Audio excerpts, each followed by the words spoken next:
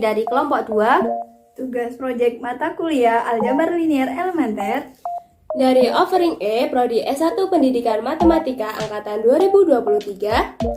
Sebelumnya perkenalkan, saya Aisyah Sinta Putri Awalia. Saya Alfiatus Syarofah. Dan saya Marwanti. Selamat menyaksikan. Kali ini kita akan membahas tentang linear independent. Jadi, linear independent yaitu jika ada sebuah vektor S yang terdiri dari V1, V2 hingga Vr merupakan himpunan dua atau lebih vektor dalam ruang vektor V, maka S dikatakan sebagai set linear independent jika tidak ada vektor di S yang dapat dinyatakan sebagai kombinasi linear. Jadi, jika di dalamnya tidak ada kombinasi linear, maka itu dapat dikatakan linear independent. Kemudian, jika tidak linear independent, maka itu disebut linear dependent. Nah, ada teorema yang mendukung definisi yang tadi.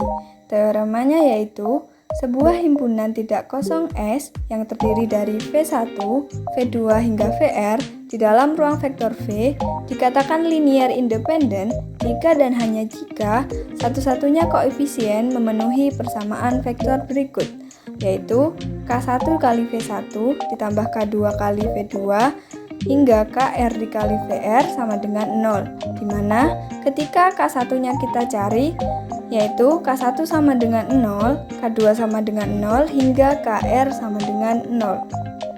Maka, itu dapat dikatakan linear independent. Selanjutnya, ada ketentuan teorema.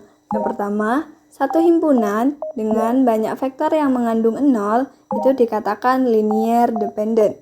Jadi, jika ada sebuah vektor yang mengandung 0, itu sudah pasti linear dependent. Sebuah himpunan dengan tepat dua vektor dikatakan linear independent jika dan hanya jika tidak ada kelipatan skalar dari vektor lainnya.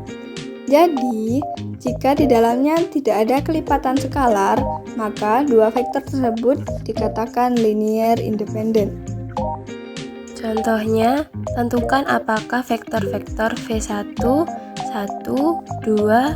2, min 1, lalu V2, 4, 9, 9, min 4, V3, 5, 8, 9, min 5 dalam R4 tergantung secara linear atau independen secara linear. Caranya adalah ketika K1 kali V1 ditambah K2 kali V2 ditambah K3 kali V3 sama dengan 0. Maka K1 dikali 1, 2, 2 min 1 ditambah K2 dikali 4, 9, 9 min 4 ditambah K3 dikali 5, 8, 9 min 5 sama dengan 0, 0, 0, 0. Dimana K1 dikali 1 sama dengan 1, K2 dikalikan 4 sama dengan 4 K2 ditambah K3 dikali 5 sama dengan 5 K3 dengan cara eliminasi sehingga ditemukan K1 sama dengan 0, K2 sama dengan 0, dan K3 sama dengan 0. Dapat disimpulkan bahwa V1, V2, dan juga V3 saling bebas secara linear. Selanjutnya, interpretasi geometris dari independensi linear, di mana dua vektor dalam R2 atau R3 adalah independen secara linear jika dan hanya jika mereka tidak terletak pada garis yang sama. Ketika mereka memiliki titik awal di titik asal, jika tidak, yang satu akan menjadi kelipatan skalar dari yang lain, seperti pada gambar A yang merupakan linear dependent di mana V1, V2 terdapat dalam satu garis.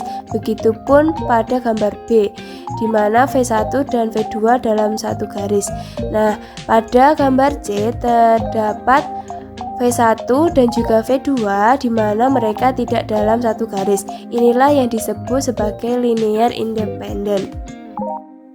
Selanjutnya adalah teorema 4.4.3 di mana himpunan S yaitu V1, V2 sampai VR menjadi satu himpunan vektor di Rn. Jika R lebih dari N, maka S merupakan linear independent.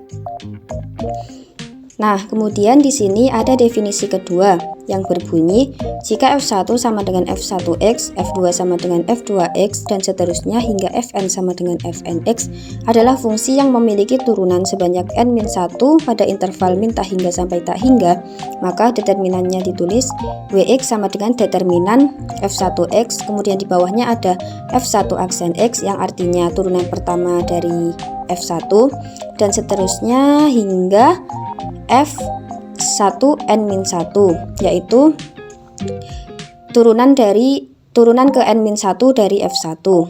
Begitu pula pada F2, F3 hingga Fn. Nah, dari nilai tersebut akan ketemu nilai determinannya. Determinan tersebut disebut sebagai Wronskian dari F1, F2 sampai Fn. Nah, definisi 2 ini digunakan untuk menjawab di teorema 4.4. Teorema 4.4 berbunyi, jika fungsi F1, F2, dan seterusnya hingga Fn memiliki turunan sebanyak n-1 pada interval min tak hingga sampai tak hingga, dan jika Wronskian dari fungsi-fungsi ini tidak identik 0 pada min tak hingga sampai tak hingga, maka fungsi-fungsi ini membentuk seperangkat vektor independen linear di C n-1 min tak hingga sampai tak hingga. Nah, untuk memahami definisi dan teorema 4.4, kita pergi ke contohnya. Gunakan Wronskian untuk menunjukkan bahwa F1 sama dengan 1, F2 sama dengan E pangkat X, dan F3 sama dengan E pangkat 2X adalah vektor independen linear di C tak hingga pada interval min tak hingga sampai tak hingga.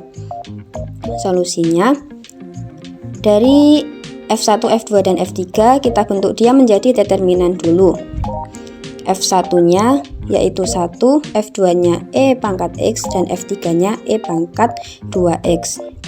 Kemudian tadi sudah dijelaskan bahwa dia punya turunan sebanyak n-1. Maka di sini turunannya ada 2. Turunan pertama dari F1 adalah 0. Kemudian turunan kedua dari F1 adalah 0 juga.